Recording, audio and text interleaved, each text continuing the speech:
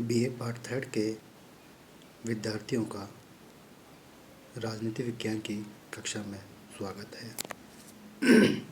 आज हम BA part third की पुस्तक पाश्चात्य राजनीतिक विचारक या पश्चिमी राजनीतिक विचारक में से जीन जैक्स रूसो नामक टॉपिक पर चर्चा करेंगे। रूसो, जैसे कि हम जानते हैं कि सामाजिक समझौते सिद्धांत के संबंध में हॉब्स और लॉक को जिस प्रकार हम सामाजिक समझौते के सिद्धांत में जानते हैं, उसी प्रकार रूसो को भी सामाजिक समझौते के सिद्धांत के रूप में या प्रवर्तक के रूप में जाना जाता है। किंतु रूसो का जो दर्शन है हॉब्स व लॉक से एकदम भिन्न है, क्योंकि रूसो लोकतांत्रिकवादी चिंतन की बात करता है, वहीं हॉब्स राज्य के निरंकुशतावादी स्वरूप का प्रतिपादन, तो लॉक सीमित संप्रभुता का। रूसो का जो राजनीतिक चिंतन है उसमें हमें व्यक्तिवाद, समाजवाद, निरंकुशतावाद और लोकतंत्र संबंधी विचार दिखाई देते हैं। अब हम उसके जन्म के बारे में चर्चा करते हैं। अब हम देखते हैं कि उसका जन्म जिनेवा में हुआ था सन 1712 में और उसकी मृत्यु 66 वर्ष की आयु में 1778 में हुई थी। कहा जाता है कि रूसो का जब जन्म हुआ था तो उसी समय उसकी माँ की मृत्यु हो गई थी। उसके पिता एक घड़ीसाज थे। घड़ीसाज का कहने का अभिप्राय है कि एक घड़ी की दुकान या घड़ी का काम करने वाले व्यक्ति थे। लेकिन उसके पिता एक चरित्रहीन और अशिक्षित व चंचल मनोप्रवृत्ति का व्यक्ति था। उसकी गाने सुनने में या कहें कि जो अन्य प्रकार की बुराई की चीज़ें हैं उनमें उनका रुझान ज़्यादा था।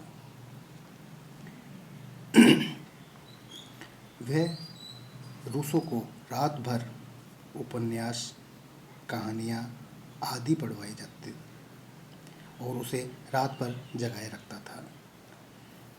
इस प्रकार के अश्लील उपन्यास और कहानियाँ ने रूसो के जीवन पर, या कहें कि उसके जो एक छोटा बच्चा होता है, जब वो इस प्रकार के अश्लील प्रकार के उपन्यास पढ़ेगा तो उनका उसके जीवन पर बहुत अधिक प्रभाव पड़ता है। तो इसी के कारण रूसो के मन पर भी इन चीज़ों का बहुत अधिक प्रभाव पड़ा, जो कि उसके पूरे जीवन भर में उसे इस ओर ले गए। अब हम आगे देखते हैं कि रूसो ने अपने जीवन में कभी चाचा के पास, कभी कहीं और, मतलब पूरा जीवन इधर उधर भटक के अपने जीवन व्यतीत किया। वे जहाँ पर भी गए या जिस भी स्त्री के संपर्क में आए वे उसी से ही प्रेम करने लग गए थे। उनका पूरा जीवन इसी प्रकार रहा, क्योंकि हम जानते हैं कि जब कोई भी बच्चा होता है या कहें कि अभिभावक होता है, वह अपने बच्चों को एक सही दिशा की ओर मार्गदर्शित करता है, लेकिन उसके जीवन को दिशा देने वाला कोई भी नहीं था। इसलिए स्वयं रूसो ने खुद स्वयं लिखा है कि मेरा जो भी इच्छा होती थी मैं वही करता था, मुझे अपनी इच्छा के विरुद्ध कहने वाला कोई भी नहीं था।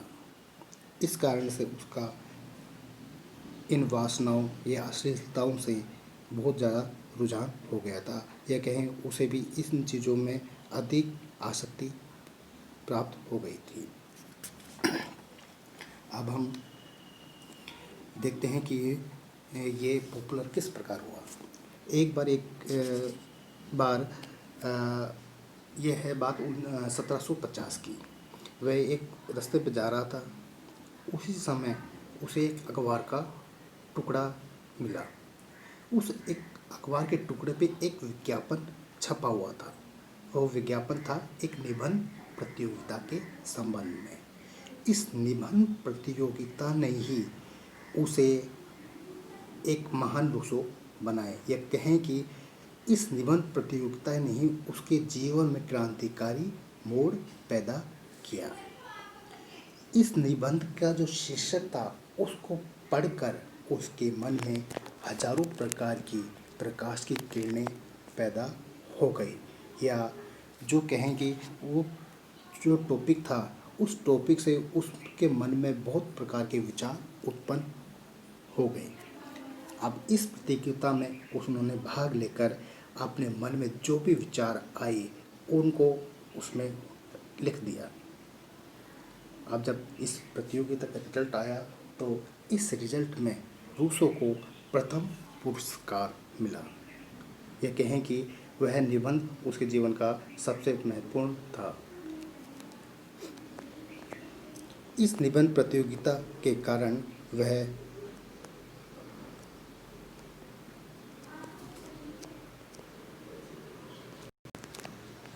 अब इस निबंध प्रतियोगिता के कारण वह पॉपुलर और प्रसिद्ध हो गया।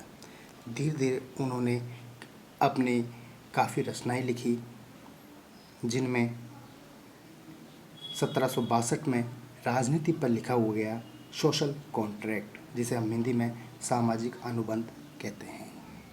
उनकी रचनाओं में दूसरी है शिक्षा पर लिखी गई ईमाइल। तीसरा इकोनॉमिक्स पॉलिटिक्स। चौथा है कन्फेक्शन। इसके अलावा उन्होंने कई लिखी। एक उनका अमर वाक्य है जिसमें उन्होंने कहा है कि मनुष्य स्वतंत्र पैदा होता है, लेकिन वह जंजीरों से सर्वत्र जकड़ा हुआ होता है।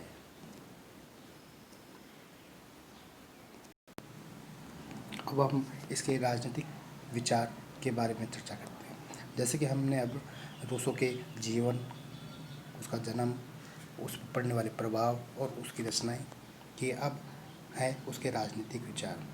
राजनीतिक विचारों के संबंध में हम कहें कि वे जो मनुष्य है उसके जीवन को उच्च जीवन बनाना चाहता था। वो कहता था कि जो मनुष्य का नैतिक पतन है उसके प्रति वो अधिक चिंतित था, उसे वो ठीक करना चाहता था। जिस प्रकार हॉब्स, लॉक की तरह रूसो भी राज्य उत्पत्ति के संबंध में सामाजिक समझौते सिद्धांत का प्रतिपादन करता है। वह समाज के नैतिक पतन से अधिक चिंतित था और इस अभिशाप से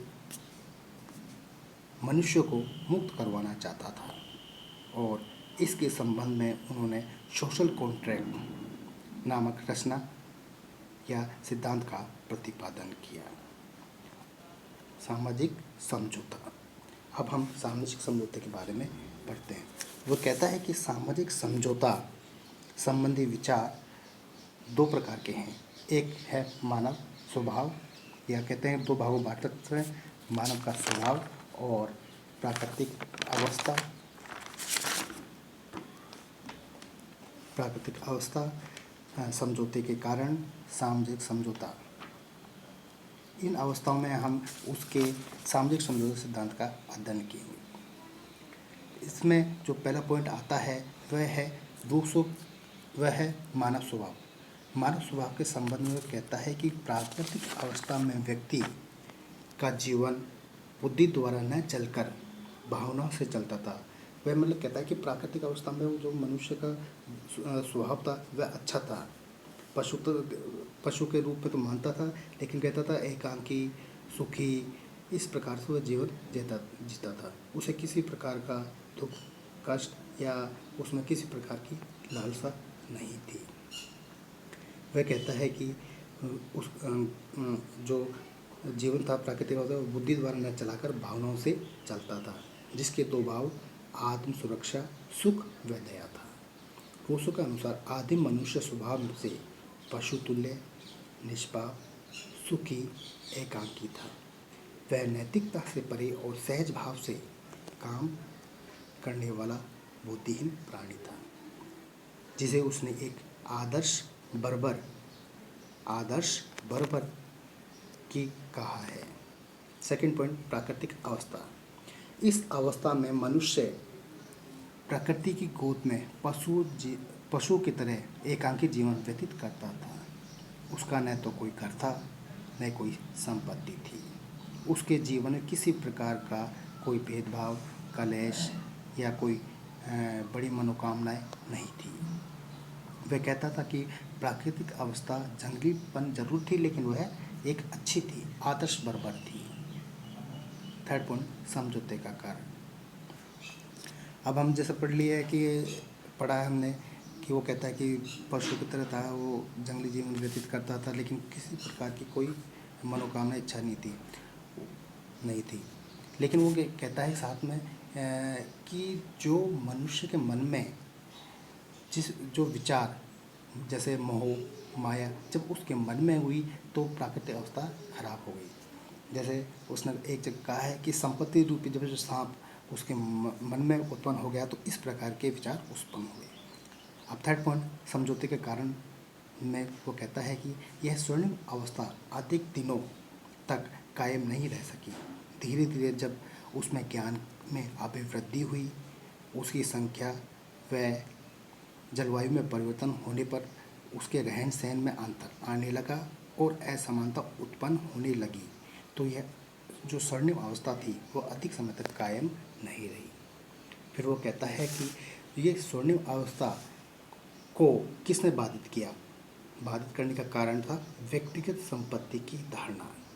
वो कहता है कि जब उसके मन में लालच आया तो उसने सोचना प्रारंभ कर दिया कि वह जिस भूमि पर रहता है, जिस जगह पर रहता है, यदि वह उसकी हो जाए तो उसे और उसके बच्चों को नई भूमि या संपत्ति की तलाश नहीं करनी पड़ेगी। इस संपत्ति रूपी सांप ने सब कुछ पैदा किया।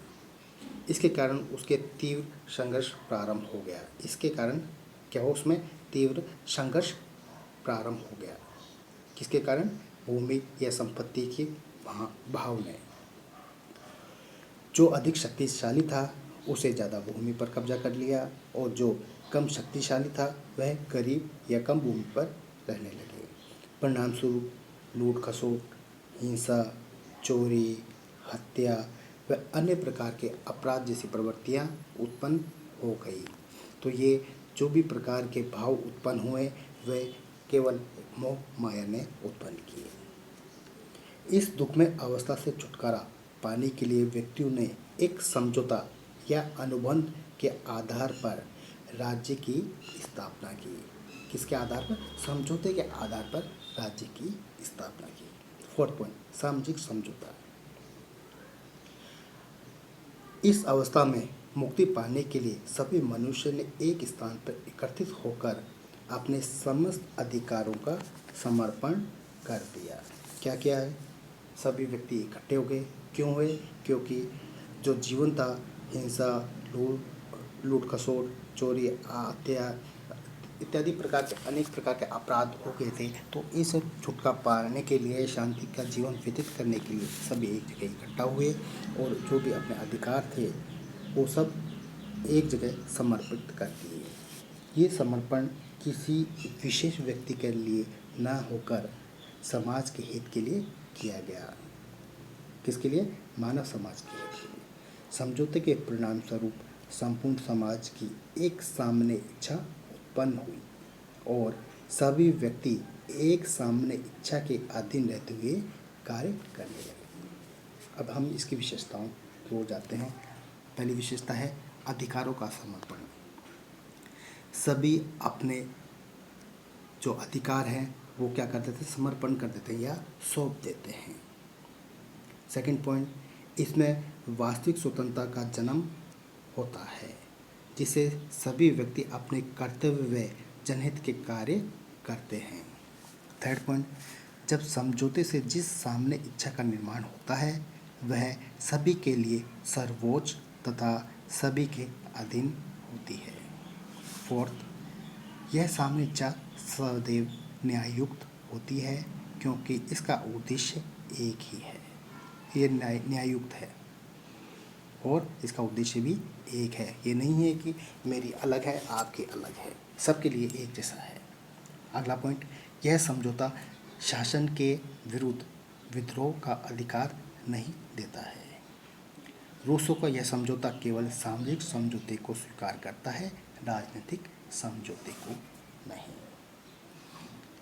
अब हम इसके आलोचनाओं के बारे में देखते हैं, जिसमें है प्राकृतिक अवस्था काल्पनिक। जो प्राकृतिक अवस्था का वर्णन करता है वह कोरी और काल्पनिक अवस्था है। सेकंड, मानव का स्वभाव का चित्रण गलत। अब वो कहता है कि जो मानव स्वभाव था, शांत प्रिय था, पशुतुल्य जीवन बिताता था, तो हम इस प्रकार नहीं कह सकते हैं। तो वो जो मानव स्वभाव के बारे में बताता है वह गलत है। तीसरा पॉइंट, व्यक्तियों की स्वतंत्रता का हनन। आलोचक का मानना है कि जो सामाजिक समझौता है वह व्यक्तियों की स्वतंत्रता का हनन करता है। चौथा पॉइंट, राज्य समझौता का नहीं बल्कि विकास का परिणाम। क्योंकि आप जो हम रूसो की बात करते थे, रूसो कहता है कि राज्य समझौता का परिणाम है, जबकि राज्य समझौता का नहीं, यह विकास का परिणाम है। धीरे धीरे इनमें सुधार होते होते ये इस रूप में आया है। पांचवा पॉइंट, व्यक्ति की स्थिति हास्यपद है। यह व्यक्ति की स्थिति को हास्यपद बताता है। इस प्रकार ये रूसो का चैप्टर कंप्लीट होता है, जिसमें हम सामाजिक समझौते, जीवन और उसके बारे में पढ़ते हैं। अब अगली कक्षा में हम रूसो के अगली पॉइंटों की ओर अध्ययन करेंगे। धन्यवाद।